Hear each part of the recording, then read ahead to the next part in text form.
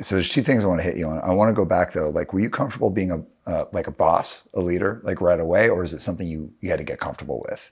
It took me a while to get comfortable with being referred to as the boss, and like that took a while. And I don't like even being referred to that. I did. We're a team. These are my team members, But I do. Everyone knows I have the final say so, and but no, everyone's allowed to challenge with their opinion. Like I don't necessarily agree with that. Okay, sell me on it. You know, um, I've always naturally been a leader, I think, because again, I was the mixtape kid. I was the kid that my little crew of punk rock friends in school, I got them into every band that was cool. I was the one that got the 7-inch or got a copy of the thing on tape. You got to hear this. You got to hear this. It's a band called Urban Waste. Oh my God. You know, like, so I've always naturally just been that guy. It's being told that I am like, you're the boss, you're this. So I'm like, that's makes me squirm a little bit. It's like, oh, you know.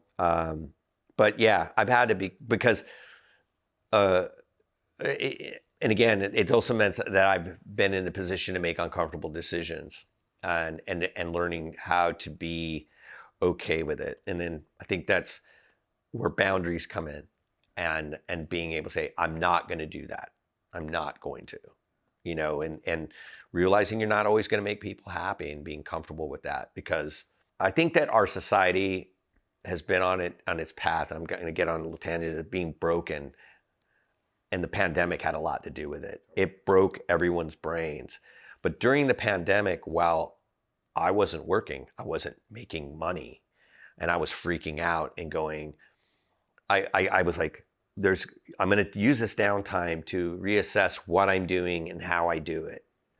And one of the things that I had decided was I was not going to work with anyone, whether it would be an artist or with a promoter, that made me roll my eyes when the caller ID on the phone or when the email came in. Oh, this guy. I was like, you know what? It was like, I was like, life's too short. Like we got this pandemic and we don't know how it's starting, but it's killing people. I could get this thing and die. And I was just like, if we make it through this, whether it's, we all, at the time it was like, oh, 3 months tops and we'll nail this down.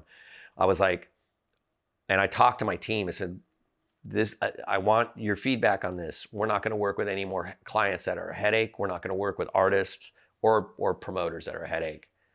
I'm like, I'm just realizing life's too short we don't need the, I know because I had we had a couple artists that were being very difficult to work with, and was like, we always said, it's easy to say I'm not a slave to the dollar, but you're making yourself a slave when you're making money with these people that you don't necessarily like. I go, I don't want to do this anymore.